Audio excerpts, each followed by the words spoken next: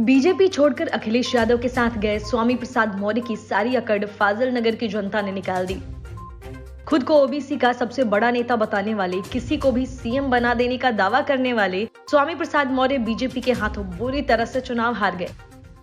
इतना ही नहीं, स्वामी प्रसाद मौर्य के बीजेपी छोड़ने के बाद उनकी सांसद बेटी संघप्रिया मौर्य के भी सुर बदल गए थे और वे बीजेपी उम्मीदवार के खिलाफ फाजिल नगर में जमकर प्रचार करती रहीं।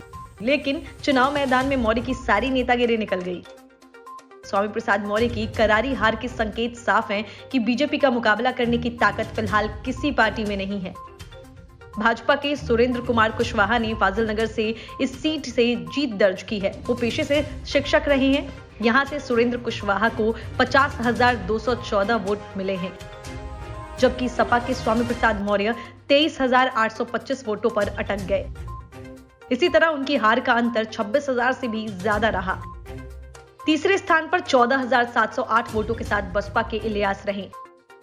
2017 के उत्तर प्रदेश विधानसभा चुनाव में स्वामी प्रसाद मौर्य की कुशीनगर के ही पडरौना से जीत दर्ज की थी, लेकिन तब वो भाजपा के टिकट पर लड़े थे। उससे पहले वो इसी सीट पर बसपा के टिकट पर भी विधायक रह चुके हैं।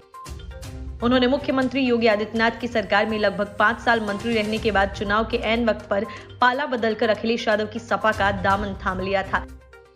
अगर फाजिल नगर सीट की बात करें तो यहां से भाजपा के गंगा सिंह कुशवाहा ने 2017 के विधानसभा चुनाव में जीत दर्ज की थी।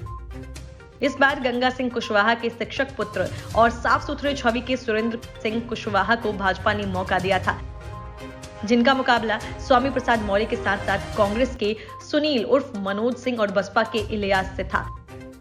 छठे चरण में कुशीनगर की इस सीट पर मतदान हुआ था। उनके बेटे अशोक पर वोटिंग के दौरान पैसे बांटने के आरोप लगे थे, जिसके बाद पुलिस ने 8 घंटे थाने में रखने के बाद उन्हें जिले से बाहर निकाल दिया था। उत्तर प्रदेश में विधानसभा की कुल 403 सीटें हैं। बहुमत का आंकड़ा 202 का है।